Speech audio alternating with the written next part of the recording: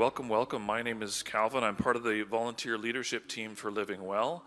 You are sitting in our 4th annual mental health workshop that we've done at the church here for 4 years in a row, by God's grace. And this is our 2nd year of having the ministry fair in the foyer. So we're very appreciative of those who have come and representing their different businesses that are here to support you in different parts of your mental health journey. I'll briefly share a bit about what Living Well is, for those of you who maybe aren't aware of what Living Well is, as the host here. We'll then get into our speaking time. Katie's going to speak for about an hour and 15 minutes as the Spirit leads. There is a worksheet that I have in my hand that Connor has. He's walking around with them. If you didn't get one of the worksheets and you would like one, this may help you if you're taking any notes from Katie's talk. That would be great. After Katie's finished speaking, there's going to be a 20-minute intermission. We're going to allow for bio break and for checking in with the foyer with those who are in the ministry fair, so you can check in with them and have conversations with them. At the end of that 20-minute break, we're going to come back into the main sanctuary here, and we're going to have a question and answer time. We've got a panel of some experts with both some professional and maybe some lived experience too, that you can ask some questions. There's an app called Slido, which the tech guys will put up eventually, but there's a way that you can text questions through that so that Ben, who's going to moderate that time, can receive your questions and pose those to the panel. The goal is to be done by 4 o'clock before the sun sets, and so you can still get some sunshine and enjoy some of the afternoon. So I'll pray, and then I'll kind of get into a little bit more introductions, but let's pray first. Heavenly Father, we thank you for this afternoon. We thank you for this beautiful sunny day. We thank you for the clean air around us, the clean water that we get to enjoy, and the peace that we have in this part of the world, Father. We just thank you today that no matter what days we've come from, whether we're feeling stressed, whether we're feeling heavy, whether we're feeling burdened, that we can come here just to listen and learn. Father, you've got opportunities for us to grow in whatever part of the journey we're on, whatever part of the journey we're walking with others, that we can learn from that, Father, that we can grow towards you. We can be on a continuum, on a path towards being closer and closer to the cross and closer to you. So we thank you for today. Thank you for Katie being willing to share from her experience, Father. We just pray a blessing for her as she talks. Father, we just pray for those of us that are here, that we'd have hearts that are ready and ears that are ready to listen and absorb what you've got to teach us today. Thank you in your name. Amen. Okay, so just briefly about Living Well, who's hosting this workshop today.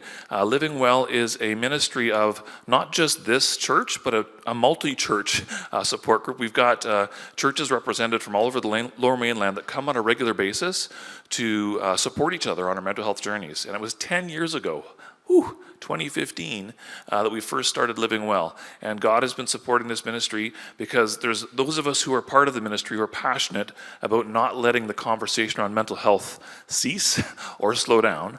We need to keep the conversation on mental health going and growing so that we can be supportive of those who are struggling, either ourselves or those that we're walking along with. So Living Well in its current form meets on the 2nd and 4th Tuesday of each month.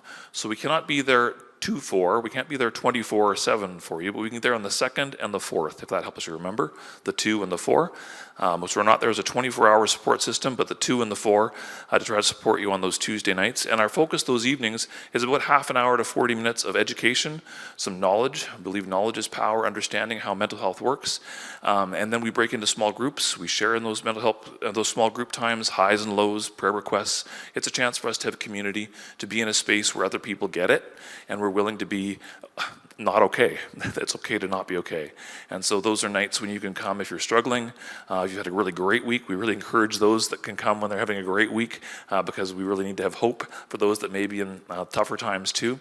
So the 2nd and 4th Tuesday, we have live speakers, we have videos, we have all different kinds of content that comes to us to come together. It's been really neat to see how over the last decade, it's a drop-in session, so people have dropped in over the last decade. They come, they go, they're here for a season, and they come in and go out, but we know that they're there supporting and praying for us each and every week, because some of us, as leaders, on the way to the Tuesday night, it's like, I'm exhausted. I just want to put my pajamas on and stay in bed and stay home.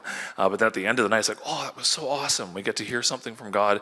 We get to hear something from people's lives of how God's doing stuff, and we just leave there so encouraged. So we always leave on an energetic high of the things that God's been doing. So if you feel like ever joining us on On a Tuesday night, the second or fourth Tuesday, on the resource table, there is a QR code you can scan and get your name on the email list, because we do regularly email out just a reminder, hey, we're meeting in 2 days, or we're meeting tonight, and here's the topic. And we also have ways that we can keep you updated and different things that come across our path when it's resources for other events and things that we hear about in the industry around the Lower Mainland. So we keep you updated that way too. So that's Living Well. We're happy to be able to support this event for our fourth time on a Sunday afternoon, because not everybody can come on a Tuesday night. So thank you to those of you who come on a Sunday afternoon. Okay, I was told I had to be done by 2:10. So 2:08, Katie, please come and share with us. You maybe want to take the other yellow microphone there, and Alex will switch it for you. Katie's got some slides, and yeah, everybody's got a resource sheet so you can follow along with. Thank you, Katie. Thank you. All right, well, thank you. And I just want to say it is actually a relationship in which we grow and change. I have had the honor of coming and sitting with Cal and Susie and Wally and other leaders many times. And, we can talk about mental health, we can talk about how we integrate our faith, but it is a wildly different thing to look another person in the face and have them ask, how are you doing? How did that go for you? I know you had a big week. What's it like on the other side of that? And that is absolutely where transformation happens. It is not in the theoretical, it's not in the learning something or picking up little tips and tricks. Transformation happens through relationship and community. It's like the lights we're just like being shone upon us. So yeah, extra plug for coming on Tuesday nights if you can. And know that you don't have to come and be like, this is my deep soul issue. Just come and be together is okay too. I have had the honor of coming a few times. I am a part of Jericho Ridge Community Church. We also join on Tuesday evenings. But my day job is as a counselor. I am a mental health professional for hire. I actually don't do one-on-one counseling right now. I do this. I do groups, I do teaching, I work with teams, I work with private Christian schools to say, okay, what mental health best practice and information can we use as a team? What does that look like for us? How can we learn together so that we can do better? I think it is a small tragedy that, we all had to go through math class, and it was, can you tell me the difference between an acute and obtuse angle? And that is not always useful in my life, but we don't spend a lot of time talking about, hey, what does stress look like in my body? What do I do with that? They also don't teach you how to do your taxes, which would be really helpful too, but I guess you have to learn that on your own. That's more of a guessing game where it's like the government knows the right number. Do you know the right number? If you don't, you're going to go to jail, so I hope you guess the number we know, but we're not going to tell you. You have to guess. Hopefully mental health is a little less mysterious than that and a little bit more easy. I have a passion to bring those topics and conversations to people to learn together. But learning is not enough.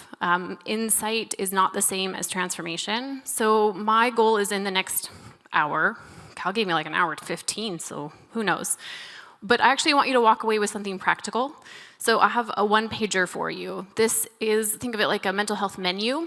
When we are in overwhelm, when we are in stress, is not our best time to think, I wonder what I can do to help myself in stress right now. That's the moment that our mind is blank. So this is a one page. We're going to go through all the different aspects of this. And if this piece of paper doesn't make sense for you, write it on your notebook, write it on your phone. I think there's a lot of power of having something on your phone because no matter what situation you're at, you can always pull out your phone and look at it. People won't question when you're like, what is deep breathing again? Yes, I will read that. If you're pulling out like 3x5 note cards, it looks a little weirder. So my hope is that you walk away with a customized, personalized, here's how I can handle stress in my own body, or some things to try. So if you don't have one of those, we'll get you one. There's a few copies if you want to take some home. Before we begin, the reason that we chose stress today, Susie and I were talking, there's lots of different mental health topics we could have gone for, and we decided to do something that touches all of us. Whether you're coming in, you're like, I have a diagnosis, or I'm supporting someone in my family with a diagnosis, or I'm a parent just trying not to drown. We all have stress in our lives. We all navigate that and deal with that, and it's something that really intensifies any mental health challenge. That could be a mental health challenge like a diagnosis, but it could also be the loss of a loved one. It could be a change of a job, of going to a new church, going to a new anything really, quite stressful. And I also want to convince you that stress-free is not our goal, because there's a lot of mental health research or books or self-help that says, 10 tips for a stress-free life, which sounds really wonderful, but I actually don't think that's the goal. I think that without stress, we perish a little. I mean, just getting ready for today, as I'm falling asleep last night, I'm like, okay, what am I gonna do? What am I gonna wear? Should I have my hair up or my hair down? And do I have a good worksheet for them? Does it make sense? It's in color. Should it be in color? Is it better in black and white? And I'm stressing, I'm thinking, I'm trying to prepare. And that's actually not a bad thing. It's because I care about you. I care about offering something helpful to you. And so that stress, that thoughtfulness, that worry is good stress. It is a good thing because it has a goal and it's within bounds, and I'm funneling it towards something. And after our 2 hours together, I'll walk out of the building and I'll go, and it will release. And that's a good thing. And I will think, okay, great effort, job well done. And that will close. If I showed up and I was like, oh, you people, what am I going to say? What am I going to talk about? I'm just going to kind of wing it. That would actually be quite disrespectful, right? You'd be like, hey, I gave up 2 hours of a beautiful sunny day. Why don't you have something good for me? So stress-free, I think, is a myth. I think that's not what we want. I would like to convince you in the next hour that God actually put stress into our bodies as a good thing. It's a good system, and there's a reason for that system. So, stress. Oh, it's like a fun color. Stress. I want to start first with what is the difference between stress and a stressor. We use the words kind of interchangeably, but they're very different. A stressor is when I am hiking in beautiful British Columbia and I turn a corner and there is a bear. The bear is the stressor. It is the thing outside of me that's telling me, girl, you are in danger. You are not safe. And we live in Canada, so you have your little rhyme, like, if it's black, you fight back. If it's brown, you lay down. If it's white, good night. I guess you can't win against a polar bear. It's over. I don't know why there would be a polar bear anyway, but it's something to know. So the bear is the stressor. Stressor is the term we use to describe anything outside of ourselves. So the stressor is the bear, but the stressor is also my mother-in-law calling, and I don't know why. That's a stressor. A stressor is a presentation you have to give, a deadline, something that's due. It's knowing that tax season's coming and you have to make that guess. A stressor is when I lay in bed at 3 a.m. thinking about a conversation I had last week, and I'm like, did they think I was funny or racist? I don't know. I wonder how they interpreted that. I should worry about that. I should think about that. That thought is a stressor. It is outside of myself. Stress is actually what's happening in my body. Stress is the actual physical response to that bear as I turn the corner. So there are a lot of things that happen in our body that we call stress, and I want to go through them. So what happens in stress is a little tiny part of our brain. It's like right in here. It was really technical. It's called the hypothalamus, and it basically is responsible for dumping hormones into our brain. When you turn the corner and see that bear, you don't make a cognitive choice. Katie, you should freak out now. Boom, I freak out.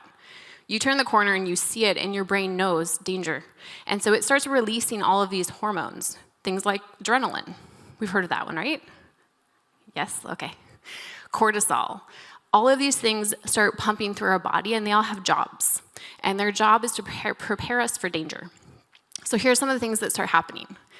If you think back to a time you're stressed, what happens to your heart rate?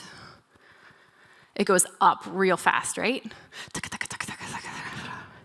It's doing that for a really important reason. The first thing it wants to do is it wants to pump blood to all of my body. All of my big muscle groups are just going to get flooded with blood. Not like bleeding, just like the rate of blood is going to be faster. One of the ways I do that is by short breaths. If you ever notice in a time of stress, you are not deep, relaxed breathing. You're doing the, I'm totally fine. yeah.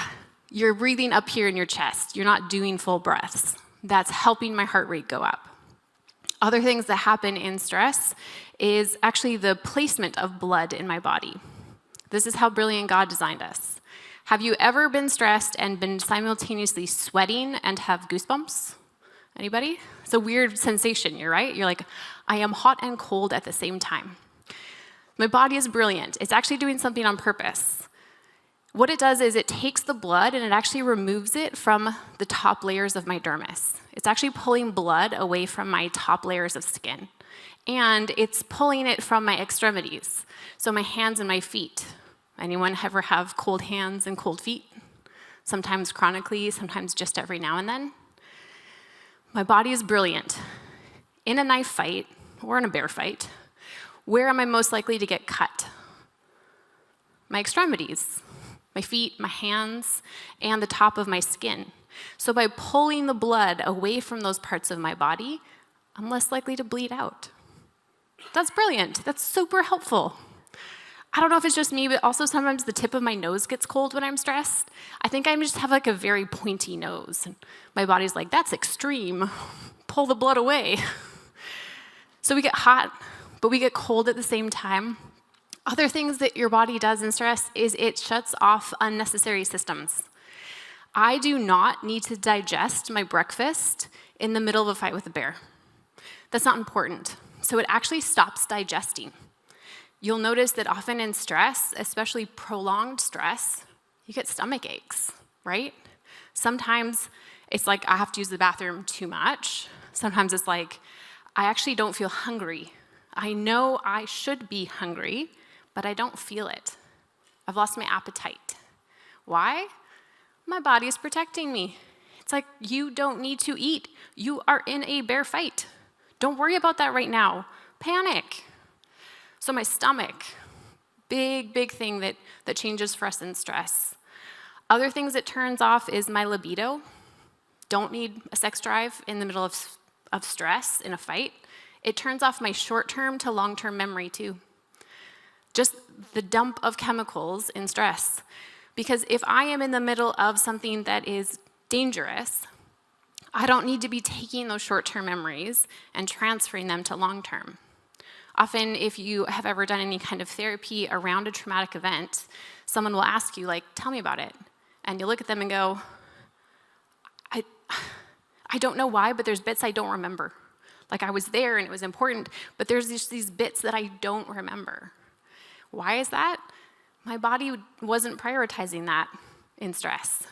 When I feel overwhelmed, when I feel at my max for long periods of time, I actually am not using that system of short-term to long-term transfer of memory. So my stomach, my memory, tons of different systems are changed in the midst of stress. And again, I want you to see that this is a benefit. That is actually on purpose. That is actually by design. All of those things are optimizing me. You'll also sometimes realize that everything is sensory. You're like, every light is too loud.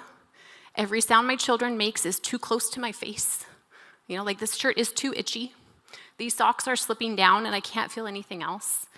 Again, in stress and in anxiety, we open up all those senses. So we become hypersensitized. Grateful for helping me live. Not really useful at 3 a.m. when I'm rehashing a conversation, right? Because here's the trick. My body doesn't know the difference between a real threat, a real stressor, and a perceived stressor. So the same way my body would react turning the corner and seeing a bear is exactly the same way that my body will react if I wake up at 3 a.m. and I think, let's have a panic. Why not? You're not doing anything. And my brain's like, yes, I've got content. Let's go. My body actually reacts the same, which is not useful for me. Because in the middle of a fight with a bear, I need all of those physical systems going. In my bed at 3, I don't. But it makes it really hard to fall back asleep. Before we go on, I want you to take this out. Because bodies are complex, but you live in it every single day. And yours acts in a way that's similar to mine, but just a little bit different. One of the first questions on there is my sign of stress in my body. How you first notice that your body is in stress is different. You're experiencing all the same things, but what you notice first, or what is loudest to you, is a little bit different than other people. So I want you to take a minute. I'm actually going to make you write it down. And I want you to identify for yourself, what is the thing for me? What is the sign for me that I am having stress? I know for me, it is the stomach. If my stomach's upset, my first question is, okay, stress check, what's going on? For someone else, it's gonna be lights. I just can't handle bright lights. Oh, wait, what's my stress doing? So take a moment, write that down. Maybe it's a couple of things. Maybe you're like, hey, Katie, we just met and you've asked me a question and I have no idea. That's okay, that's good information to know too. That means you've got something to be curious about. So then just write a question mark, to be determined, okay? Does anyone not have this toolbox piece of paper? Okay, we've got one in the back. Connor, if you don't mind grabbing one for her. Thank you. I'm gonna be quiet for a minute. Write it down.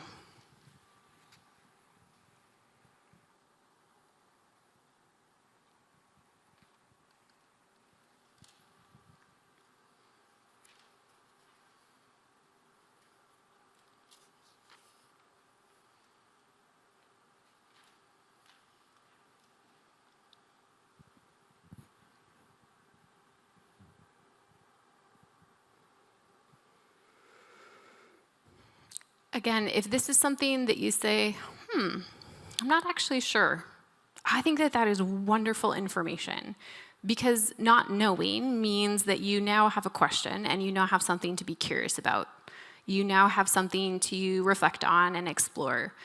Now, if you're incredibly brave and you're incredibly secure in your relationship, ask someone that you live with, someone who's kind, someone who is gentle, and just say, hey, I'm just gonna ask you a question, and I'm wondering if you could tell me what you think, and then I'm just gonna say thank you and walk away, no matter what you say. I'm just gonna say thank you, and I'm gonna walk away, okay?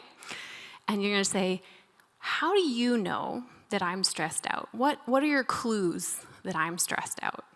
And then take it with the most generous interpretation possible. They might say something like, when you make me turn the music off, or the lights down, or when you've got 7 sweaters on. Maybe that's my sign. Just ask if they notice. It's one way to know if you're unsure yourself. But for people who say, oh, I don't feel stress. My friend, you do. We all feel stress. Some of us have just been taught that there's nothing I can do about it, so I'm just gonna ignore it. And that works great for about 30 seconds.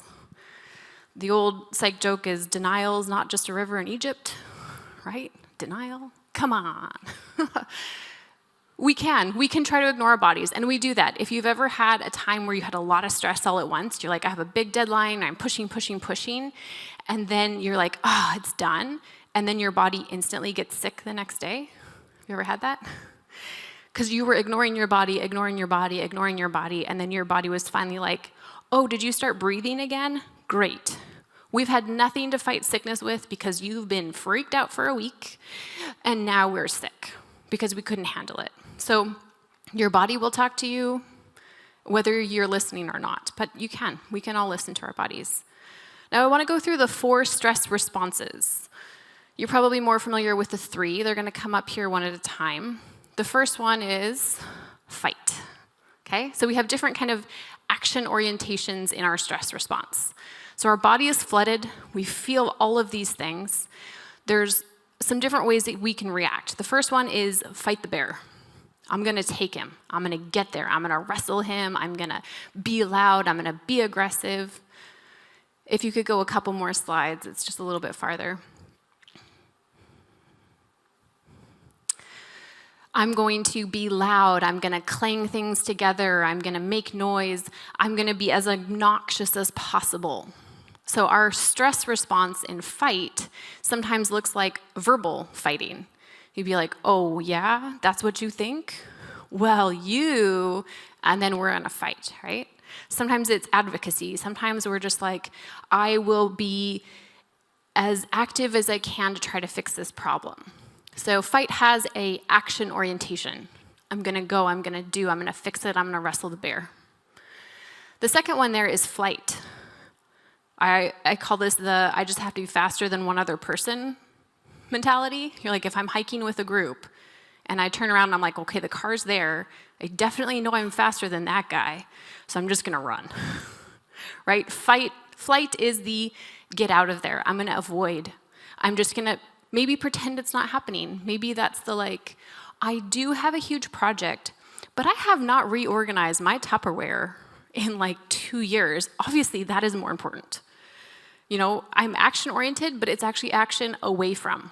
My problem is over here, and I'm like, squirrel. You know, anything but that.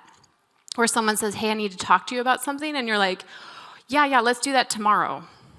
And then tomorrow I'm also not available, and I'm not available the day after that, but I'm stressed out thinking, oh no, what do they need to talk to me about? So flight is avoidance, preoccupation with something else. When someone says, hey, Katie, I want to come talk to you about something that's really important to me, I'm like, oh, I've been meaning to talk to you about something too. I'm going to pick a fight about something else. You know, this thing over here is really important all of a sudden because I don't want to look at this. Really tricky in relationships. So procrastination, preoccupation, flight. The third one is freeze. Right? If it's brown, lay down. Freeze is actually when I go really still. And it's almost like I'm playing dead. If I don't see you, you can't see me. If I can't see you, you can't see me. It's a frozenness. It's a stuckness. It's a, I don't know what to do, so my choice will be to do nothing. And hopefully it goes away. Sometimes this looks like a brick wall. Nothing matters to me. I'm not here. It's not important. And I just hope after a while that that problem will magically goes away. But really, it leaves me feeling stuck and disconnected. I can't connect to other people. I can't connect to whatever problem it is I'm trying to work on. I'm just stuck. And that's a tough place to be. Now, I've added a fourth one up there. Usually we talk about flight, fight, freeze. That's kind of our common three. I've added a fourth one. This has been added in the last couple decades by a gentleman named Pete Walker. And this is what we call fawn. Fawn is often born out of trauma. It's born out of a trauma in a key relationship, so a caregiver or a significant other.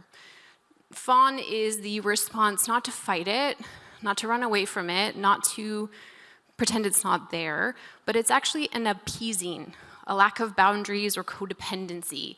It's almost the brilliant way for the mind to say, I will make this stress okay by pretending I wanted this stress.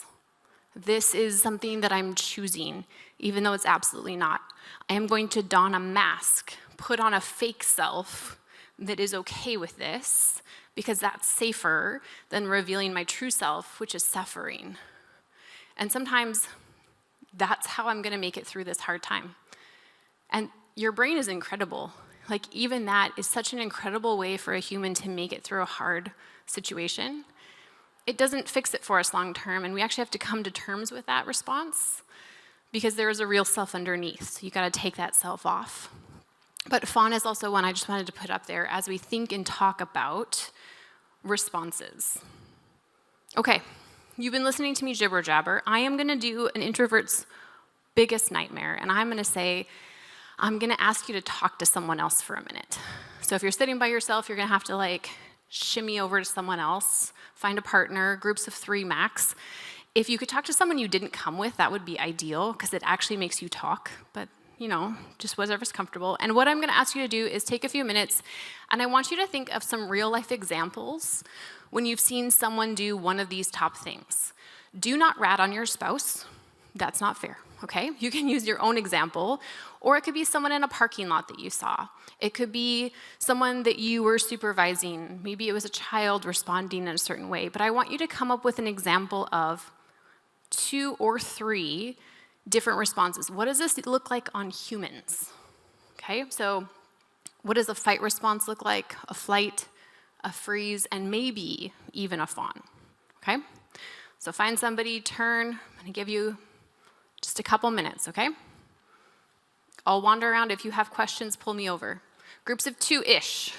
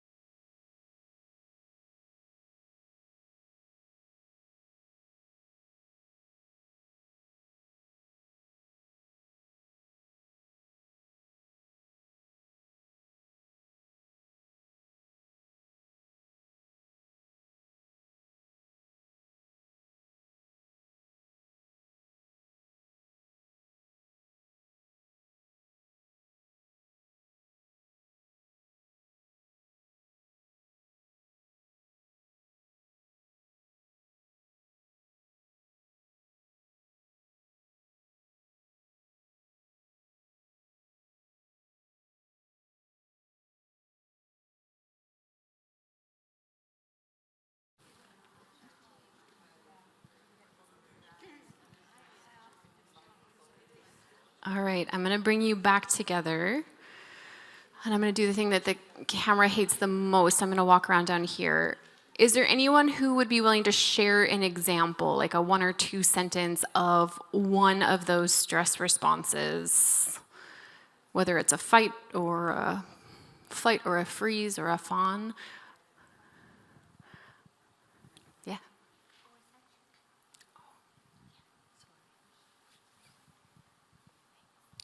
I have a child with a learning disability, and so in school, when a teacher is trying to teach this child math, she freezes and gets really, really stuck and just overwhelmed.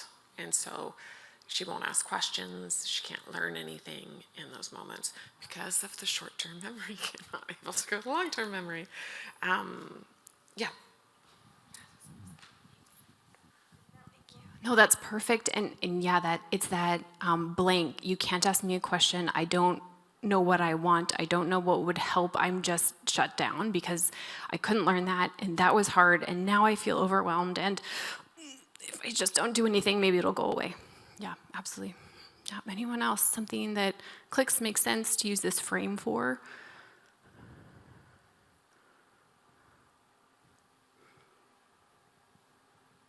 You didn't know you were going to have to talk, did you?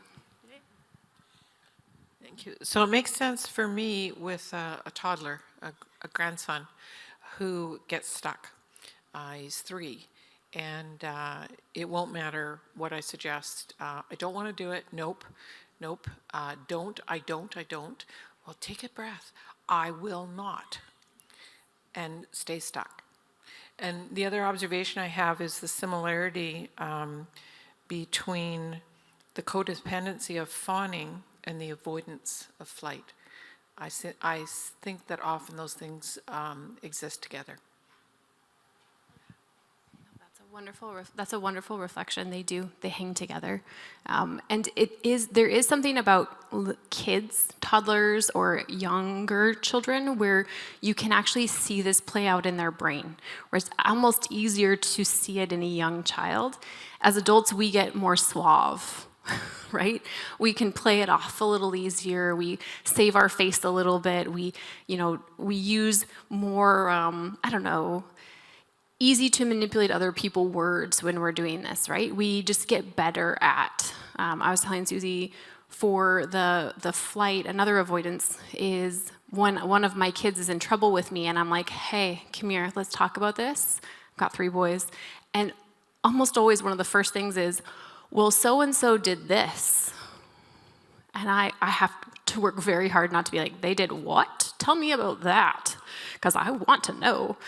But this is them trying to distract, right? Don't get me in trouble. I know that I did a thing that you need to talk to me about now. And they're like, no, look over here. Look, what he did was way worse. I just hit him back. I just punched him in the face because he deserved it. So as adults, we're like, yeah, you're going to confront me about something. Let me nudge you into this more face-saving problem over here. The one about fighting verbally, a little easier to understand. Someone who's just going to engage verbally. I'm just going to pick a fight and I'm just going to fight. Freeze. Yep, just the shutdown, just the wall. Any other examples, any other clarifications around those 4 different stress responses? Yeah.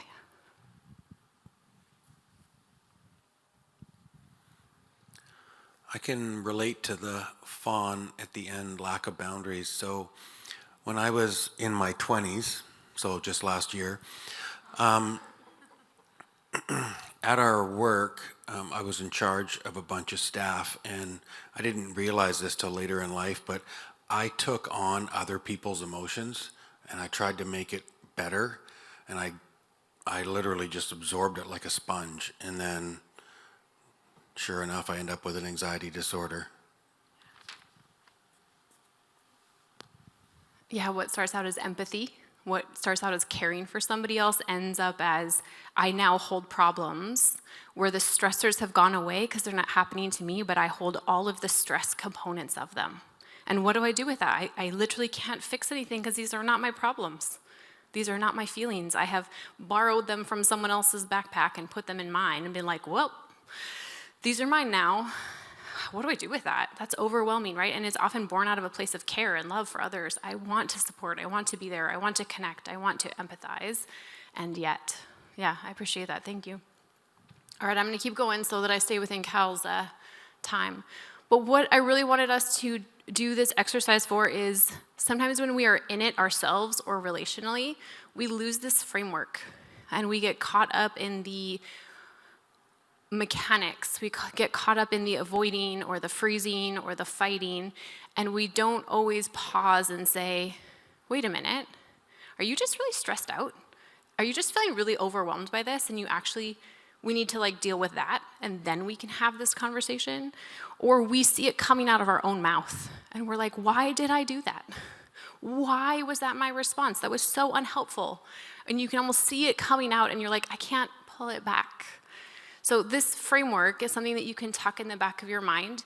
If you're like, I don't know why I'm in this struggle, you can think of me up here waving your hands and be like, oh, is this a stress response? Let me check. Let me just do a quick check on that. And there are a lot of ways to visualize this. I want to put up a picture. A lot of mental health, it happens in our minds, right? It happens in our minds, and so for me, having visuals is incredibly important when we talk about it out loud. So the slide I want to put up has 3 different circles, and it talks about different zones of regulation. So there is 3 of these systems. Kind of small words. You don't need to know the words per se. I'm going to explain it to you, but yeah, I see people taking pictures and zoom on in. The first one is the blue one. It has the mountains with a little flag. That's our drive system. If you think of yourself in a place, in a way of stress where you're like, I can actually get some stuff done. This is where I've procrastinated. It's the night before I have to do a project. In 2 hours, I did everything. I was able to move through it. I was just able to go. We're able to be present and flexible. We're able to make things happen. The green one, which is the person, is soothing. We're okay. It's going to be fine. We're able to sit and just read a book and not feel guilty about the dishes sitting over there. We're able to just have joy and be in a moment. We're able to calm ourselves enough to go to sleep. Sleep's a really important thing. And it definitely shows when we're starting to struggle with our mental health. Our sleep is like, oh yeah, I'm here. I will get messed up. If your mental health is not doing well, my sleep will tell you about it. And then that third circle on the bottom is what's called the threat system. Think of it like an alarm system in your house. The threat system gets activated when you see that bear, when you have a big project due, when there's crisis in your life or in someone close to you, when things are changing. The alarm system goes, hey, start over-functioning, start being hyper-vigilant, start being really aware, because something's going on that we need to attend to. And that's a wonderful system. We actually need all 3 systems. And there are times when we live in one of those circles more, where they're kind of disproportionate. Maybe in times of, my family and I are going to move across the country, I have to get a new job, I have to figure out where the new grocery store is, I have to figure out which aisle the chips are on that I like, do they even have my chips, I need to figure out where my kids are going to go to school. We might be in that alarm system. Hey, pay attention, stressful things are happening. And it's a little bit less get it done, and it's a little bit less soothing. I like to think of in the winter, it's the best time to have a big soothing bubble where you're like, not this winter, but some winters is it's dreary, it's cold, stay inside, get cozy, spend a little bit more time in that grounding and soothing part of your life. I think the goal in mental health is not to have one of these take over everything. We can't achieve all the time. We can't be super chill all the time. We can't panic or be on alert all the time. Great mental health is actually the ability for me to move through these systems at my choice. Hey, turn on some alert. We got something to pay attention to. Okay, bear's gone, turn it back down. Let's soothe a little bit. Hey, bear's gone, I'm soothed again, we're still hiking, let's go. Right? So it's the ability to actually move between these that becomes really powerful. So we talked about the stressor outside me. We talked about what stress looks like in my body. I want to talk about some of the ways that we can actually let that stress release from our body, because that's the part we get tripped up in. It makes sense that when the stressor is gone, my stress would go with it.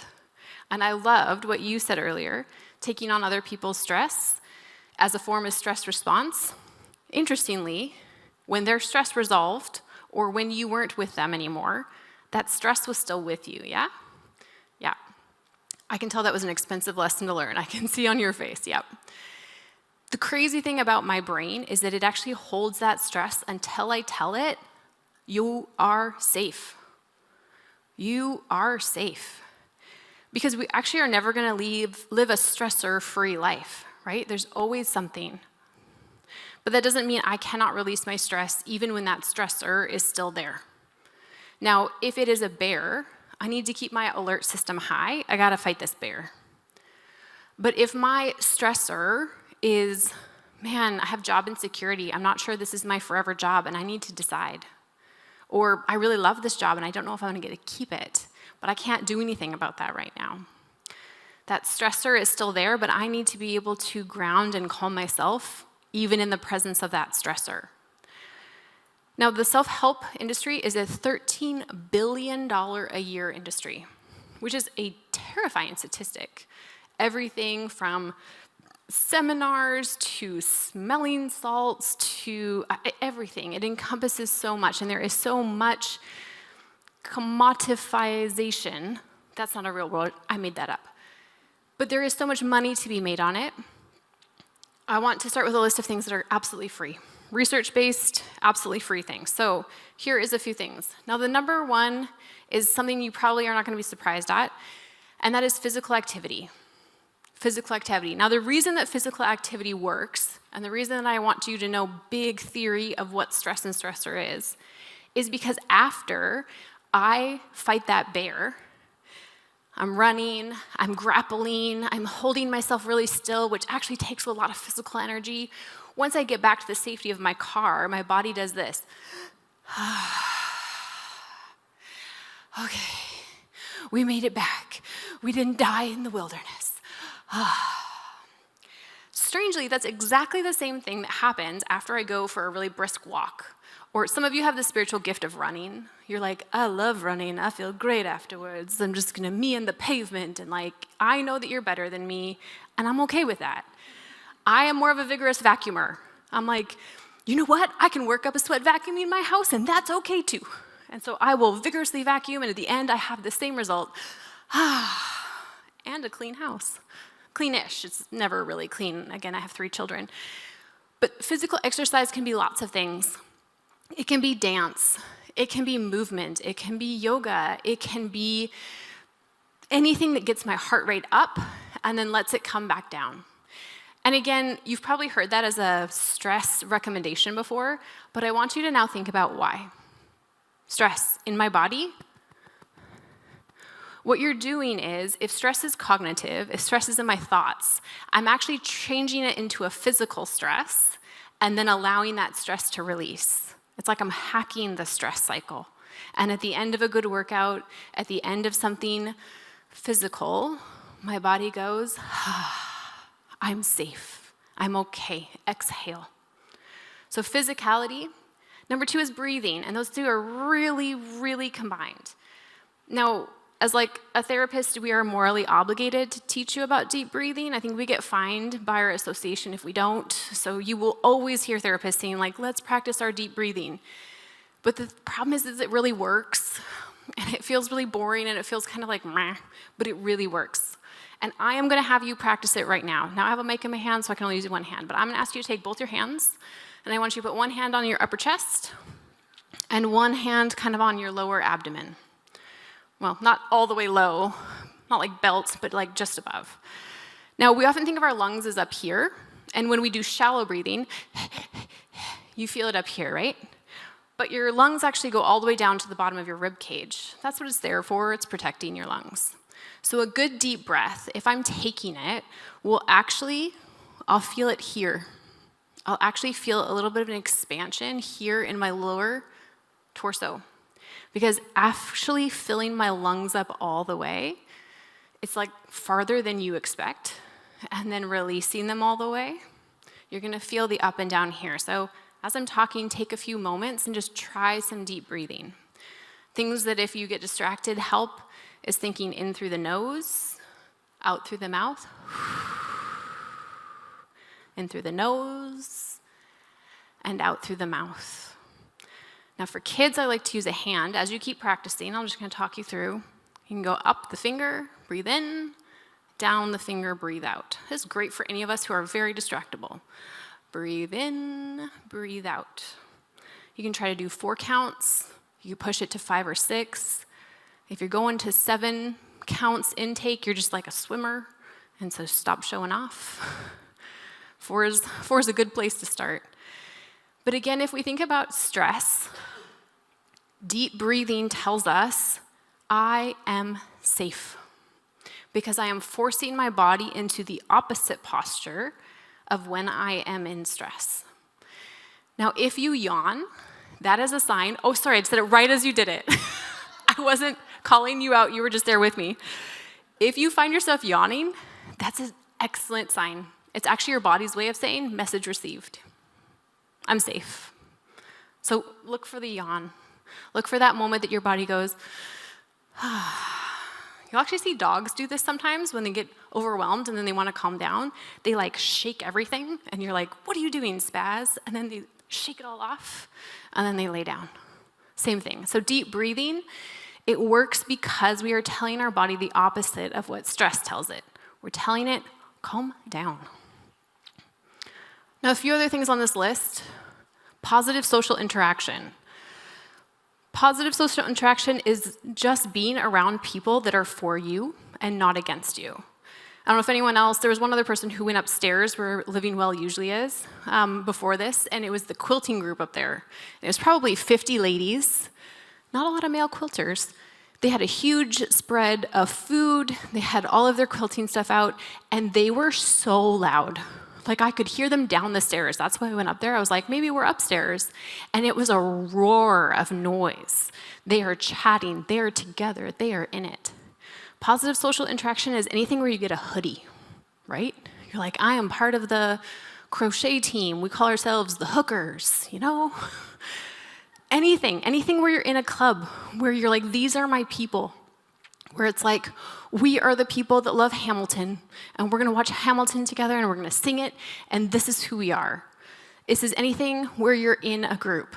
I'm convinced this is why white people love Christmas pajamas. As a white person, I can say this.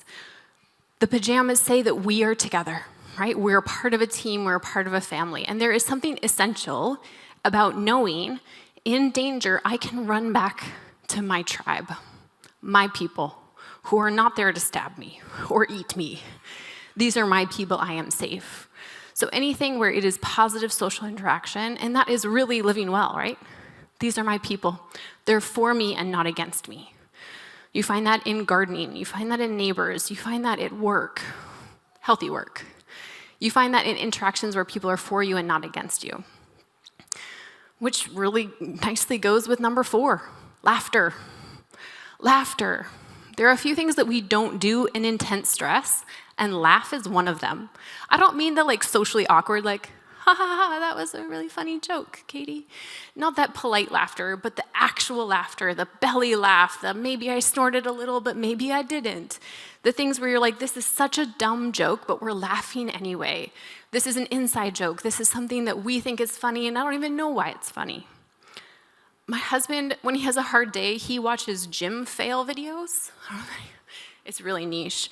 It's like people who are doing like huge power lifts, and then they instantly faint because it was too much for their system, and he thinks it is so funny. For him, that is like his instant laughter moment. He's just like, look at this dude. He totally passed out. And I'm like, I don't get it, but I am so glad it makes you happy. Another way, if you just can't find access to laughter, if you're holding a pen or a pencil, could you hold that up for a second? Yeah, you know. Your brain is so easily tricked that you can trick it into being happy. If you put it between your teeth and then curl your lips and your cheeks back so it doesn't touch, I know this is super awkward, we're all in it together, it's fine. And you hold that for 20 seconds. That is a forced smile. You look foolish, but guess what? your brain chemistry starts changing. You actually start feeling happier. You're more likely to laugh. You're more likely to make positive choices. And actually, your mood kind of breaks. So if you're someone who's like, listen, Katie, I take myself just this much too seriously. I can't even find something that's funny. You can literally trick your own brain into thinking it is happy just by making a fake smile for 20 seconds. So if you really get stuck, do it in the bathroom. Like if you're in a public setting, you look creepy doing that. So just like find a private space in your car, excuse yourself, but laughter, incredibly helpful. Strangely, the opposite is also incredibly helpful, a big old cry. There is something about actually weeping, about actually letting the culmination of all that feeling exhale through a cry. Now, some of you are people who have great access to that, and you can allow yourself those feels and those tears that flow really freely. I come from German and English heritage. It does not come easy. So I also have to hack my crying. I sometimes am like, this is a tough day, I have too many feels and I cannot access them. I'm gonna watch the sappy movie about the heart transplant victim who dies, and then it goes to the girl's brother and we're all weeping. And that hacks my cry, and then I have a nice little sob, and I move on with my day. Sometimes you'll watch a commercial that you didn't think was gonna be sad, and all of a sudden, you have all the tears. And that's actually okay. It's actually a great thing to express those feelings in tears. Again, at the end of a good cry, what do? Okay, it's the exhale. It's that moment of saying, I was safe enough to be vulnerable. I was safe enough to be real, to just be exposed in my sadness, and then put myself back together. So a big old cry. The next one is affection, physical affection. So this can be in the form, I think this is why we have animals. I think this is why you have cats and dogs. Now, dog is gonna be like, you're home, you're the best thing ever, I love you, just be together with me. And a cat will be like, once every third Tuesday, it will deign to sit on you because you have been blessed and anointed. And you'll be like, I am the chosen one, thank you, cat, you sat on me. But that physical affection is just kind of wonderful, right? Physical affection also looks like a hug with someone that's safe. Someone who just says, I'm here, I'm gonna put my hand on your shoulder, I'm going to connect with you in an appropriate and a physical way. Leading relationship researchers, John and Julie Gottman, talk about the 6-second kiss of if you have a romantic partner that you are feeling safe with, you can ask them to kiss for 6 seconds because it's far too long to kiss someone that you don't feel safe with. So actually the brain chemistry, and this is called a no expectations kiss, it's just a connection kiss, but the brain chemistry again starts resetting itself. You are safe. There is someone who is for me and not against me in this world. And so that can reset for us. And then the last one is creativity. You know what else we don't do when we're feeling stressed and in danger? We don't create new things. Now, I don't mean art. It doesn't have to be like fine art. Create can be, I am going to just play with my art supplies and just make whatever comes. This can be going out into the garage and making something in your woodworking tools. For me, it's like, what if all the furniture on the left side of the room was now on the right side of the room, right? That could be fun. And you're just thinking and dreaming and making something that wasn't there before. Doesn't mean you have to look before you sit down on a chair because it might not be there anymore. But creating is something we do when we feel safe.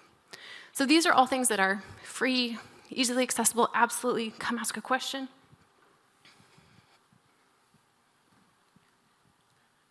My favorite is not on this list, which is vent to my mother. Is that a good thing? Yeah, so vent to my mother. That is positive social interaction. Because when you call your mother, she doesn't say, get out of here, you're overreacting, go away. She says, I see you, you're important, I hear you, tell me more. And your brain says, I'm safe. She sees me, she's on my team. So I would say, absolutely, having someone that you reach out to, yeah, that's positive social interaction. And we all need those people. Now I want to put a few more up that are more of skills, more of things that we can do. And again, I want you to start taking this out if you haven't already been filling it out. There's a list that says tools and skills. Put vent to my mom on it. I want you to have kind of a menu, a buffet of choices, if you will. All right, what works for me? It might be something on this list we have right here. I'm going to talk about a few others, and we're going to have a few panelists come up in the after our break. We're going to talk about some more. And there's things that will work for you that might not necessarily work for other people, but I want you to start thinking about what works for me. So there's a couple others I'm going to add to this list. Tools. The first one is cold water. Is anyone an ice plunger? Yes, love it. Ice plunging or cold baths has really gained a lot of popularity in the past 5-7 years. But actually the concept is quite old. Think of the phrase, go splash some cold water on your face. It's the same thing, right? I am stimulating kind of the opposite of my stress response by shocking my senses with cold water. You can actually achieve a lot of the same results, different but similar results, just having a shallow bowl of cold water. Put your face into it for a few seconds and bring it out. Put your face in it, bring it out. You can do the same thing by running cold water over your wrist, the back of your neck. Cold water is a great way to do that. I think I had self-compassion up there first. Sorry, I skipped that one. Another great tool is what I call self-compassion. Self-compassion is merely the statement that it is understandable that I feel this way because. One of the interesting things about being human is my head can be in one place and my heart and my body can be in a totally different place. And because I can trick myself, there are times where you say in your brain, stop overreacting. What are you doing that? Shut down those feelings. Don't feel that way. We're not allowed to feel that way. We're going to start thinking about it. But we actually are quite harsh with our emotional reaction. And so the way that you can tiptoe into this is what's called self-compassion. It's taking whatever that reaction is and saying, it's understandable that I am feeling this way because. So for example, if I had an incredibly stressful day, one of those ones where everything went wrong, I was supposed to bring something to school and it wasn't in my bag. I had a conversation with a friend and I made a fool of myself and I really offended them. I, tried to drive somewhere, but I needed to get gas and so I was late. Everything has gone wrong. And then I get home and my kid looks at me and goes, hey mom, what's for dinner? And I'm like, how dare you? And I have big feelings and I'm like, We've never not fed you, child. Why are you asking that? How dare you? You will get cardboard for dinner. And I'm watching myself with this big, big explosion that never happens to any of us, right? I'm just making that up. I got some smirks over here. When that happens, I can look at myself and go, oh, Katie, you're the worst. What a terrible parent you are. How dare you? Or I can use a tool like self-compassion. Okay. It makes sense that I overreacted in this way because I had a day where everything went wrong and I got home and I finally felt safe and I let my guard down. And then there's a beautiful, wonderful child make a really stressful ask of me because I actually don't know what we're going to eat for dinner. And so I shouldn't have done that and I need to go apologize to that kid, but it's actually understandable that I reacted this way. And so giving myself that moment of compassion, which ironically is what we would do for a friend. If your friend comes over and they said, man, I yelled at my kid and I feel so bad about it. I don't know why I did it. Most likely you would give them compassion too. Hey, you had a hard day. Hey, you were overwhelmed. Your kid knows that they're loved. Did you ever feed them? Yeah, okay, so they're good, right? They know that they're loved. So doing this for ourselves is a really powerful tool. We've got cold water up there. Has anyone ever tried progressive muscle relaxation? We're just going through like a buffet of tools now. Progressive muscle relaxation, anyone? Yes, thank you. Okay, great. Oh, of course, Danny, you got it. Progressive muscle relaxation is a great one, especially if you are trying to fall asleep or if you've gone to sleep and woken up and need to get back to sleep. There's a lot of great YouTube videos that talk you through it. It's a hard one to practice the first, dozen times. But progressive muscle relaxation is the process of actually just going through different areas of my body, tensing them up on purpose, and then actually letting that tension fall out.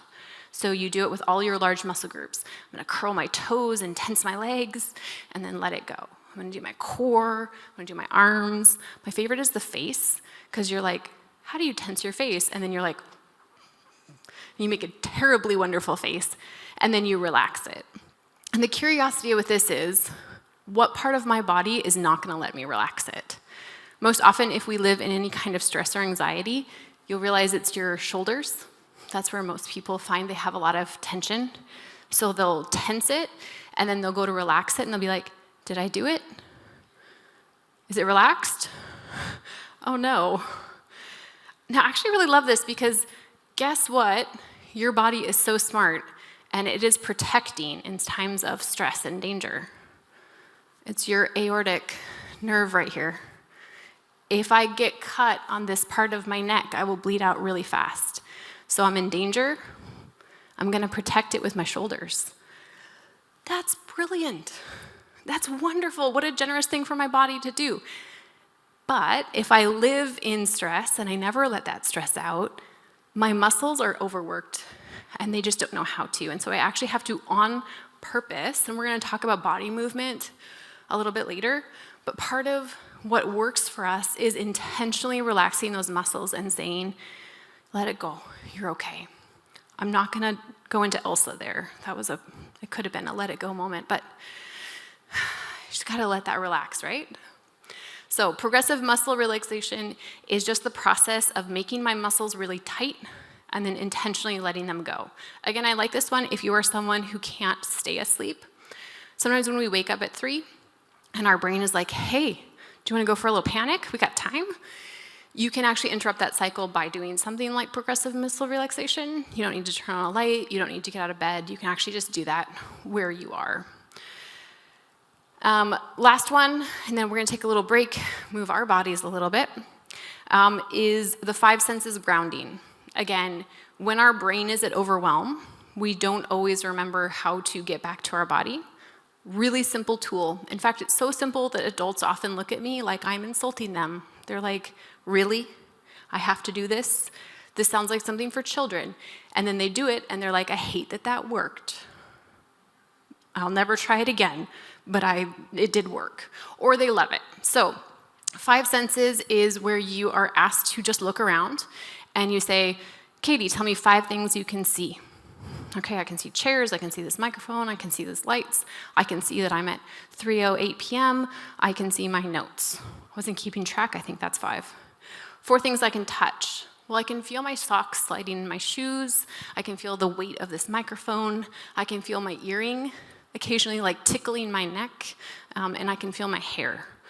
Okay, 2 things you can smell. That one's harder sometimes. It's actually very clean in here, so I don't get an odor. I can smell my chapstick, and I can smell a little bit of my lunch, if I'm honest, and that's not a nice thing to smell. And then one thing, you can either do taste, or I've heard people say truth. So one thing I can taste, maybe I can taste my chapstick or the coffee that I just drank, or you can end with one thing I believe to be true. You are safe, you are enough, you are worthy. So this is a great thing to do with toddlers, because when they are in overwhelm, and if you just say, let's breathe deeply, they're gonna be like, no thank you. They won't be that polite. But if you say, hey, pop quiz, tell me 5 things you can see. Okay, and then they're gonna start listing them. Ooh, you could do that. What about, let's make it harder, tell me 4 things you can feel. Okay, I can do that. And so it's a good way to turn off kind of that alarm system. If you think of those circles, if that alarm system is on, I'm under threat, I'm under threat, I'm under threat. Okay, why don't we look over here? Tell me what you can feel. Tell me what you can touch. Another side trick is you can actually ask them to do really simple math. You'd be like, hey, it's 8:12. What is 12 minus 8? Well, okay, I can do that.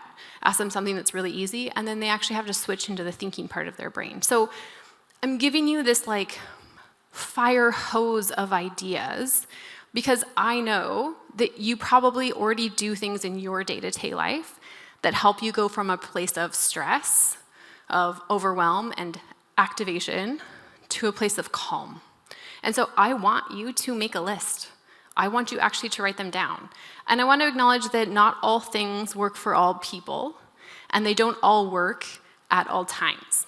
So what my life looked like 2 years ago, the tools that I might utilize are different than the ones I might utilize right now.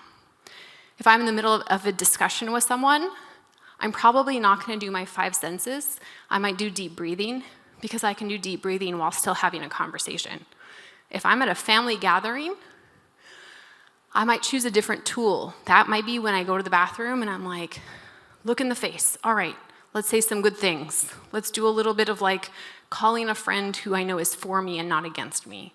So different tools work at different times, but the point of that toolbox is I want you to know what choices are available to you. Okay, we are at time, so I'm actually gonna pause us there. We're gonna take a few minutes, and I think Cal called it a bio break. It means like use the restroom, drink a little coffee, a little tea. We have a lot of, am I saying the part that you wanna say now? Okay, he came up, so I didn't wanna steal his spotlight. One of the questions that we often get asked as mental health professionals is, do you know anyone who does blah, blah, blah? And we actually have a ton of people, even in just this church community, who do work in this area. And so that's why they've been invited. That's why they have tables out there. I think there's like candy out there. There's brochures out there. So take a minute, move, ask questions, and then we're gonna come back. And we want you guys to ask us questions, help us apply it. Yeah, thank you, Cal. Thanks, Cal and Susie and the other Living Well facilitators. Panelists, if you guys want to come on up and have a seat, maybe I'll take one of the end ones. That'll be easier for me to see you. But yeah, welcome. And just on behalf of North Langley Community Church, and let me add my welcome to you guys. Thanks for being here today. And thanks to our counselors, our panelists who are here to share today. This is really good, just to have some interaction on this. Just to note, the slide there is up, nlcc.ca/QA. That is where you can input questions. It's a little app called Slido, and you just type in your question. You can put in your name, but you can also just keep it anonymous. And also, if you see a question there that you already like, and you're like, that's the question I wanted to ask, you can just give it a thumbs up, and then it goes kind of closer to the top. And I will see those questions, and I mean, you guys can see them too, and I'll kind of throw them at our panelists here, and they'll take turns answering them, depending on who wants to go first and things like that. So hopefully there's something in there already for you. I'm gonna go have a seat, sit back here, and we'll look at some of these questions. We'll do this for the next 20 minutes or so, I think, depending on how it goes. Yeah. I'm actually gonna have them introduce themselves. I was just gonna say, yeah, if you could maybe start by introducing yourselves, panel members. And we even have lights on us now. Look at that, here we are. Wow, feels really fancy now. My name is Lindsay Foss. I am a registered clinical counselor. I work here in Langley. I'm also the owner of Thrive Life Counseling and Wellness. We have a table out in the foyer if you want to come say hi afterwards. My own specialization is in working with trauma, and so I do a lot of work with post-traumatic stress disorder and stress generally. So this has been a really fun topic. Yes, I do a lot of work with first responders. Katie's reminding me what I do. Katie and I are also really good friends, and it was really fun to listen to her speak and getting to see her professional side. I get the glory of having her in my personal life, and it's pretty awesome. Hi, I'm Danny. I work with people who are having an opportunity to have difficult conversations, and sometimes that's just like what's going on inside of themselves, different parts that are feeling more anxious, parts that are feeling more scared, parts that have experienced trauma, and those that want to be calm. Hey, and I do this in different ways in my professional life. So in some ways I do this very literally as I work with people who have been victimized by violent or serious crimes. And I foster conversations between them and the people that they've harmed. So I do that in federal institutions. And then I also work as a yoga therapist, and most of you probably have never heard of what a yoga therapist is, and maybe even be a little bit surprised of the word yoga. But all of this conversation that Katie was having this morning, or this afternoon, or whatever time it is in the day, I'm not even 100% sure, about being able to tap into the body and the connection between that and mental health. That's really what it's about. It's not about yoga, but it's about helping people feel better and have those conversations inside of their mind and their body. The yoga part is just where the training came from, and being able to go to people who've been working through physical and mental things for thousands of years. And then there's a new lens of Western research and evidence-based practices that are layered on top of that. So it's a connection between those two different worlds. Okay, thanks, Danny, and thank you, Lindsay. Great to have you both on the panel along with Katie as well. One of the things I appreciated just about your talk, Katie, is just this sense that we're holistic beings, right? That we are our bodies and minds and spirits, and that's all connected. And I think that's a very biblical idea, actually, to think of ourselves that way. We're not just a brain, we're not just a body, we're actually this whole complete package, and how we interact with our body is going to affect our mood and things like that as well. So appreciate that a lot. Just going to start off with hopefully an easy question for you guys. What's your personal best strategy for de-stressing? Let's say you've had a stressful day on the job, which I can't imagine because you're counselors and like your jobs are not ever stressful. But let's say you've had a stressful day on the job and you kind of walk through a bunch of strategies, but for you guys personally, what's kind of a go-to, like here's what I do to de-stress when I need to? I have a lot of stressful days, often with my children. And so I've learned over time to be able to give myself a break and like just be like, I need a minute or I need a couple minutes to be able to think through what I'm going to do or not think or go for a run or draw or anything, but it's just space. And that could be space that's like 30 seconds sometimes or upwards to like half an hour where I can just release and let go a little bit. Okay, thanks, Danny. So mine's actually the opposite of space. I do a job where the really hard part is hearing about how the world's a terrible, awful place to every person who comes in my office. And that can get kind of taxing to have your own experiences of how the world can feel like a terrible, awful place, and then to bear witness to other people's experiences of that too.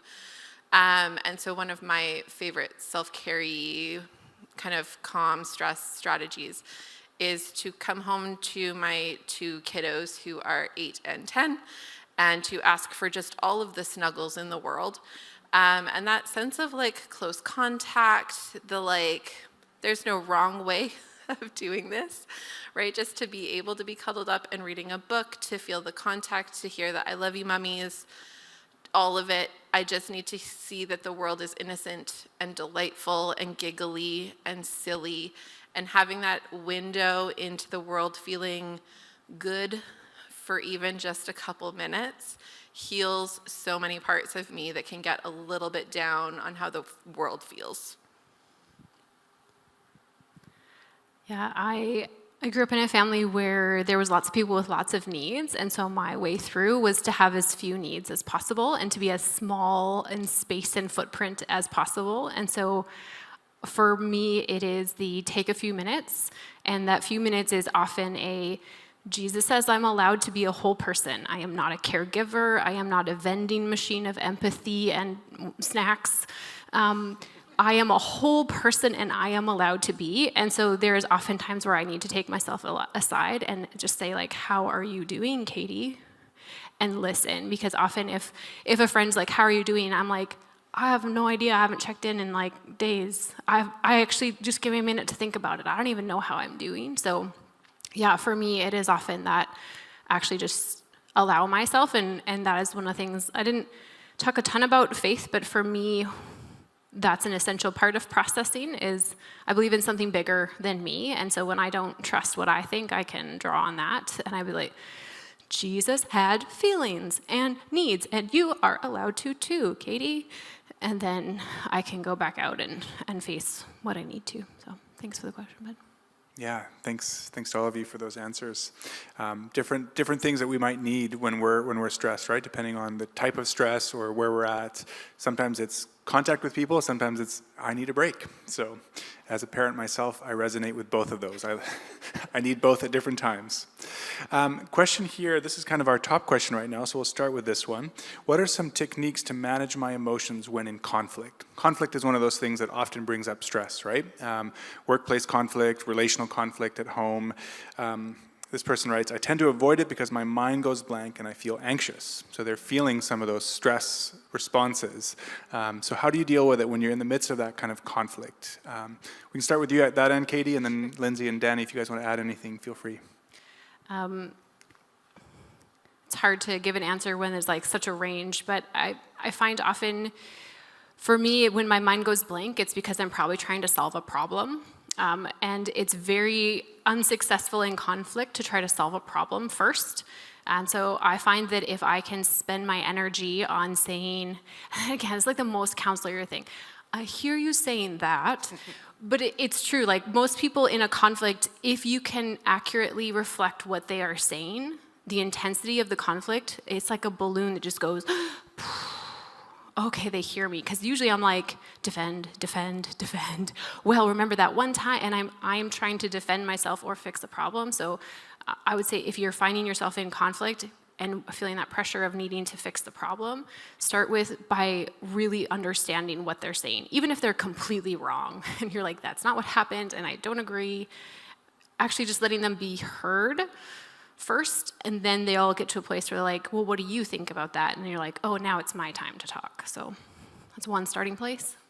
Okay, thanks for that kind of reflective listening, saying, here's what I heard you say, and that can immediately start to defuse and maybe get you out of that blank state.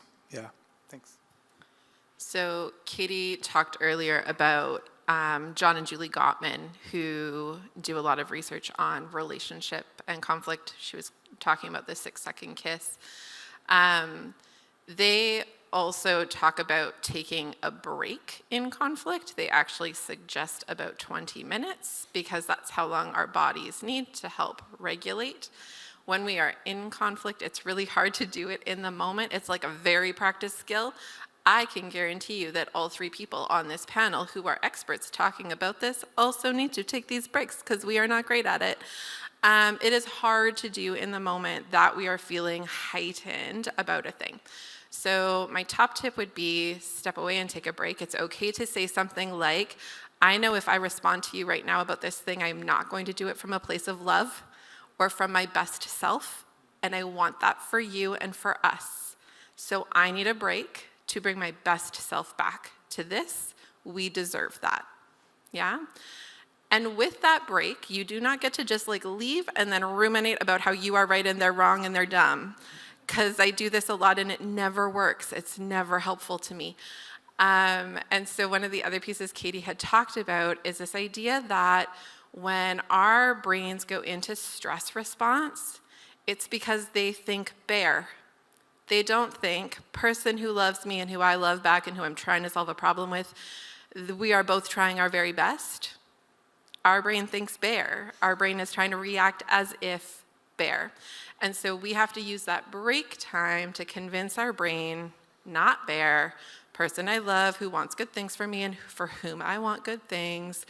And we have to try to bring our brains back to that, which is where some of those grounding skills that Katie talked about earlier can be really, really practical to help turn down the volume on our stress brain that's like in panic, solve the bear problem mode, and try to get our thinking brains back online where we can really be able to do problem solving and navigate this conflict together with a person who I care about and don't want to actually bite their face off. Thanks, Lindsay.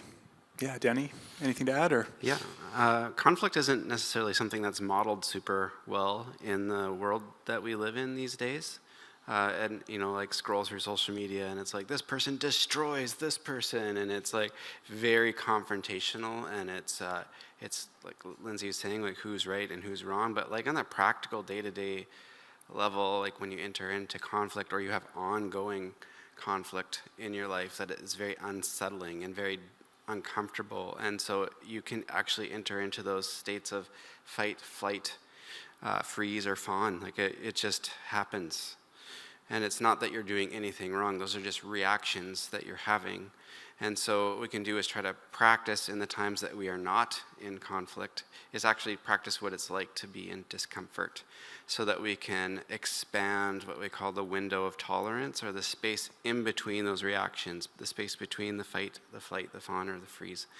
And so like something like what I would do is practice a physical pose. Like if it's a balancing posture, for instance, like just being able to stand up on one leg, and then seeing how long that you can do that, and then seeing what it's like to do that with your eyes closed, or seeing what it's like to do that while you're moving your gaze all around, because that's what conflict is like. It's really hard. If you actually like can look at the other person and be curious about what it is that they're doing in the midst of like trying to keep yourself balanced, it actually, you know, like starts to increase that a little bit. It's kind of like trying to walk across a tightrope. I wouldn't try walking across a tightrope, you know, stretched between two skyscrapers my first try. You know, like walking down an aisle like this between two skyscrapers with no railings on each side would be just as scary. But then slowly over time, feeling like you can expand that space within yourself so that the conflict doesn't feel like you're walking a tightrope every time. So it's really more about taking care of the internal space and yourself before you enter into conflict, so that you just have more space for yourself and more space for the other person. Okay, thank you guys. Yeah, different tips, different tools, maybe depending on where you're at and the conflict, and before the conflict, during the conflict, kind of after you come back to a conversation. That's great.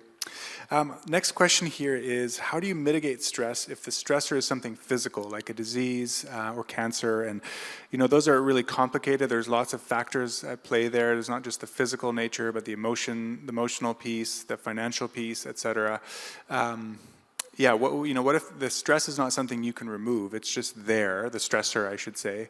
Yeah, any tips for that, for kind of dealing with something like a chronic disease or cancer or something like that, a physical thing? If you're dealing with that, my heart goes out to you. It's not an easy path to have to walk. So thank you for the bravery in sharing that space. And just because I've dealt with some physical stuff, and it can seem so debilitating and so all-encompassing. And I'd say for me, it's been about changing the relationship that I have with that suffering that's made the difference for me. Like, the pain still will happen. Life still is going to present difficulties, you know, whether it's a physical illness or a disability or something. But there is, like what Lindsay was saying, there's lots of good in life still, and if we let that one thing or the all-encompassing things intervene into every possible sphere, then we start to lose sense of what life is really all about. And so I can't say that, you know, like I can't change and wave a magic wand and make the things go away, but, you know, through doing the hard work, that you can change your relationship to these things, where it's not like joyful, yay, I have this debilitating disease or something like that, but you can say, like, what are the gifts that I've gotten out of this? And, you know, sometimes it's like, because of this, I've actually been drawn closer to my loved ones, or because of this, it's forced me to spend more time thinking about the things I value and investing in those spots. So something along those lines. Yeah, kind of connected to that. Like, I'm gonna extreme and then swing back. So one of the things I hear a lot of clients say when they come in for a first session and I ask them about what their treatment goals are, what they hope to get out of counseling, is, I just want to be happy. And I'll often say, like, what does that mean? And really what it means is they want to not feel other feelings because they're uncomfortable and distressing, and it'd be real great if I just didn't have those anymore. And I often have to have this conversation where I say, like, I really hate to break it to you, but that's not my job, and I can't give that to you. And for some of the reasons that Katie opened with around stress and convincing you that stress is not a bad thing. Stress is a thing God has given us to be an alert system, right? It's meant to inform us and advise us and encourage us to make choices with that information. So happiness all the time is just like not really an option. And I think if you read the Bible, you know that that's not a thing anyone else felt either. So with that, when we're dealing with something like chronic pain, illness, things that feel like they absorb so much of our energy, trying to manage and contain and recover and heal, I think kind of picking up from where Danny was speaking to, like having curiosity about what this is trying to tell me about, having curiosity about how I can be caring to myself in it instead of judgmental of myself for it, allowing permission for stress to be a part of that. My mother-in-law, not to sell her out, but she does this thing where she often says to me, like, I hope you're not too stressed. And it makes me cringe a little bit because sometimes stress is just the right answer. Sometimes stress is the right answer to something. And chronic illness is sometimes a thing to fairly be stressed about, to experience that for. And I think it invites us to be curious and questioning about what is my body telling me about what I need, how can I serve it well, who can I ask to help me to serve it well. And it won't remove it altogether, because we can't necessarily remove it altogether, but it can help us to like mitigate the experience of it. Thanks, Lindsay. I'll just put in one more to a wonderful thing, because most stressors don't go away, actually. The conflicts, we know in research, the conflicts in a marriage, something like, what did Gottman say, like 69% of them will never change. Like the fact, unsolvable, like the fact that I want everything off of the kitchen or the bathroom vanity, I want it clean, like and my husband's like, but I can't see anything. If you put it in a drawer, it disappears. So everything must be on the counter. Like that's not gonna change for him and that's not gonna change for me. And so we have two wildly different halves. And I'm like, I've never cleaned your half. Just so you know, that mold, it's there forever. Because I can't clean it, you want all your stuff on it. That's okay. And so just the acknowledgement that like, that is not a problem. And it's even hard to say out loud, I am not more right. I am not more righteous because I like it clean, and he is not broken because he likes it messy. See, I'm even using judgment language. Everything out. Just acknowledging that those don't change. And I think, again, there's a touchstone for me in my faith, because Jesus doesn't make us a lot of blanket promises, but one of the ones he does is, you will have suffering. And in our like Christian world, we like to be like, oh, the sun is shining and I went to church and I'm #blessed. And you're like, actually, that's not what that means. Jesus is like, listen, I'm with you in the suffering, and it's actually my presence and my walking alongside of you that changes it. It's the relationship, because that person still has that diagnosis, and those bills still need to be paid.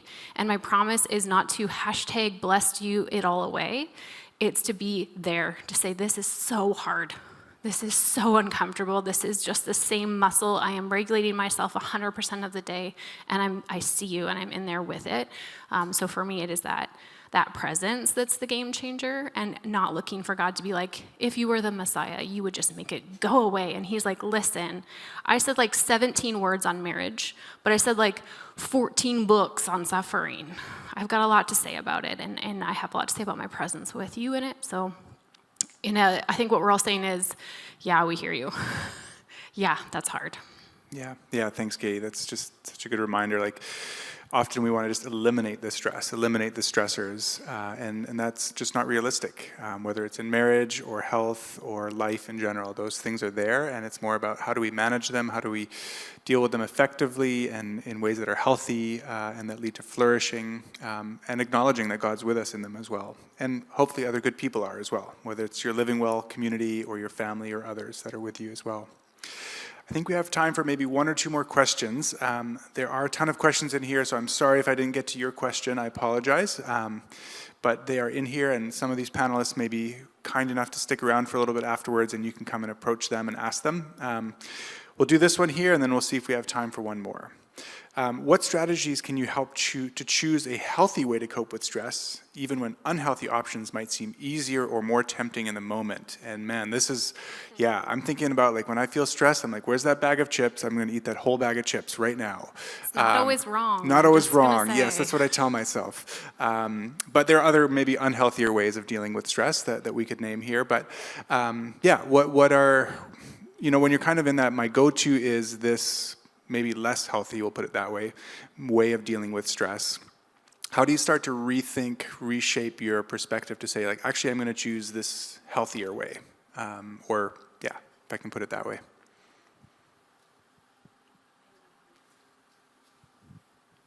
I was going to say earlier that I was really delighted to be in the middle so that they both had to start any given answer. I suppose that's true. I mean, I often talk with clients, and I often think about this in my own head, kind of like a bank account. So when we are preventative, when we are forward thinking, we like invest in things, we're like well in the black. And then when stress comes and it takes, we have something with which to have given. Our world is not great at teaching us that, though, and stress is a lot and comes frequently. And so it's kind of like, you know, your car breaks down and then your roof, and then your kid needs to go to daycare, and it's kind of like that, right? Like your actual bank account, where it feels like no matter how hard you try to get ahead, something's always coming to take something away. And so we can very quickly be in the red, where we're in like energetic debt. And I think that that's where we will tend towards less healthy choices around our stress management and coping, because we are wrung dry, right? It's those days where I come home and I want to scream at my kid for asking what's for dinner, and I choose to make the frozen pizza because I don't have the mental energy to make the roast beef dinner. That's just too much creativity. It's not a thing that's online right now. And so I think that a piece of it is trying the best we can to kind of get ahead of the curve, right? We think about stress management when we are stressed. The bigger part of stress management is actually when we're not. It's the investment in the in-between times when we're kind of okay, to build ourselves up enough, to have the support people, to have the resources, to have the routines in place that I can fall back on, where those don't feel hard, they don't feel novel, they're not like a new thing I'm having to craft out of nowhere when I have no energy and no capacity left, right? The more we can invest in those places, the more we maximize our capacity for healthy choices on the other side. It's kind of like how we like stock our fridge with salads in an effort. I mean, it's not always worked for me either, but you know, like it's that effort to try to do a healthy choice to create healthier choices. So that would be my best suggestion. And I also like will echo Katie that like in the hard times, the chips are not gonna kill you either. So can we just have some grace for ourselves and allow some permission, because chips are fine. Yeah, thanks, Lindsay. So I hear you saying like some of it is that kind of preventative, taking steps ahead of time to kind of set up your life so that in the moment of stress, you're not all of a sudden like, oh, I'm going to go to this unhealthy thing, but I've actually already built some healthy choices into my life that when I get there, I'm going to choose more healthy things. That's kind of part of it. And yeah, an overall routine to your life as well that builds in de-stressors and things like that. Yeah, Danny, you want to add something? Sure. So first of all, like we all have our things, right, that bring us comfort and that help us to get through those times, and that they're there for a reason, because they do help. The problem usually isn't like that I ate a bag of chips, it's that I tell myself that I'm bad because I ate a bag of chips. Right? So like now the thing that was supposed to comfort us is actually just become another stressor, and that can be a problem. And so there's got to be a little bit of forgiveness for yourself, like, okay, like this is within the realm, this is within the coping space, this is what I need right now, you know, and then to work on those things, like Lindsay said, outside of that stuff, because, you know, Katie's talking about the five senses, but there's another sense, it's a sense of interoception, the sense of like what's happening in the internal space, a sense of what the body is telling you it needs to get through these situations.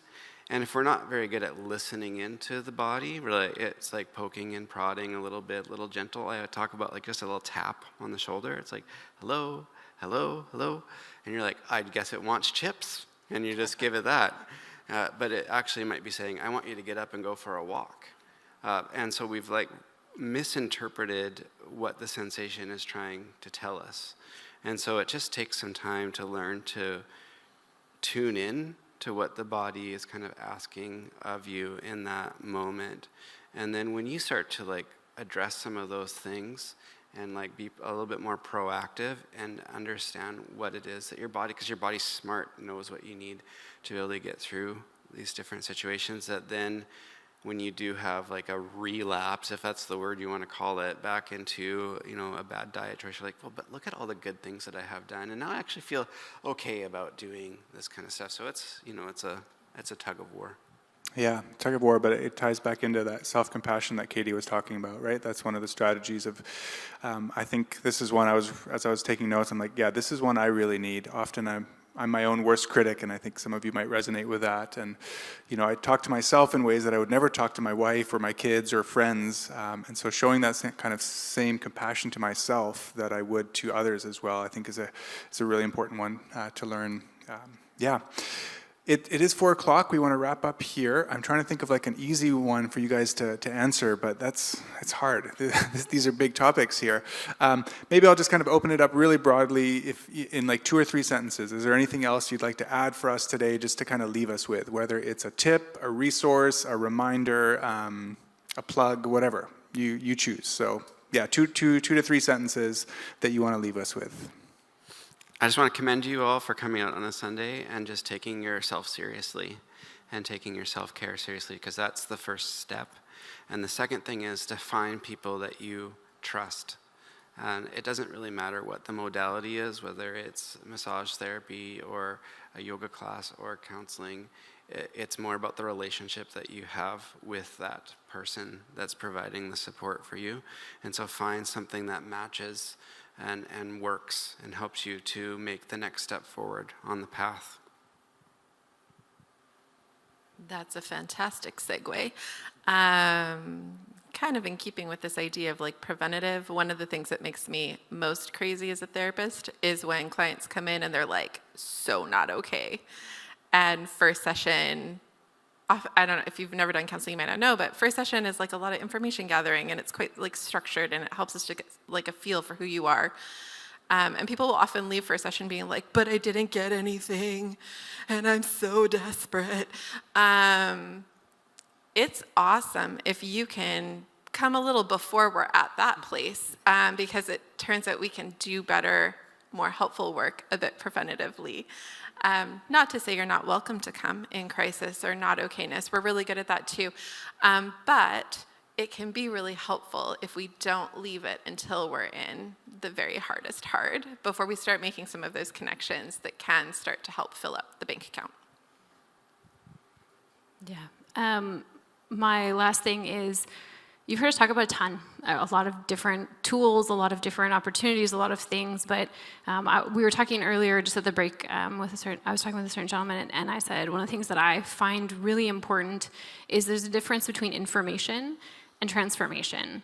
Today is information. We are literally just like, we will say all our words, but it can be easy to walk away from that and be like, I learned some stuff, but everything feels the same, and nothing has changed. And so I would encourage you, before you literally walk out of the room, pick a thing. Pick like one thing. It might be something that was said on purpose, it might be something that you overheard, or something you're just feeling the Spirit nudge you. If you can pick one small, achievable change and just work on that, that is transformation. That actually has a compounding effect over time versus just gathering data. Ooh, that's interesting. Ooh, that's fun to know. And we walk out exactly the same. So if you feel like the pressure and the weight of like, oh my goodness, I have everything to do, I am overwhelmed, I'm gonna come to Lindsay and be like, please fix me in 52 minutes. Because honestly, a lot of us have been there. Pick one thing, pick one small thing, and be kind to yourself in just trying to do that one thing. And then my other plug is, the people who are sitting down here, these are the people who are in your church community, who say, Jesus is important, and my mental health is important, and I am brave enough to come and spend some of my time here. Make friends with these people. Like, these are the people that when you see them, be like, hey, I know your face. You were at that thing. Should we be lifelong buddies? Okay, don't be creepy. Don't go too far. But sit next to them. Invite them into your space and into your life, because this is actually how you transform as well. There's a side plug for living well as well. But if you can't make it on Tuesdays, build relationships with the people in this room. So. Absolutely. Thank you, Katie. Thank you, Lindsay, Danny. Let's give our participants, our panelists here, just another big round of applause. Yeah, thanks, Cal. You're coming back up. You want to say a few more things? Thank you all very much. Thank you to Katie for her time, for the panelists, for the tech people, for those who came to the resource fair to bring some of your resources. We appreciate you coming.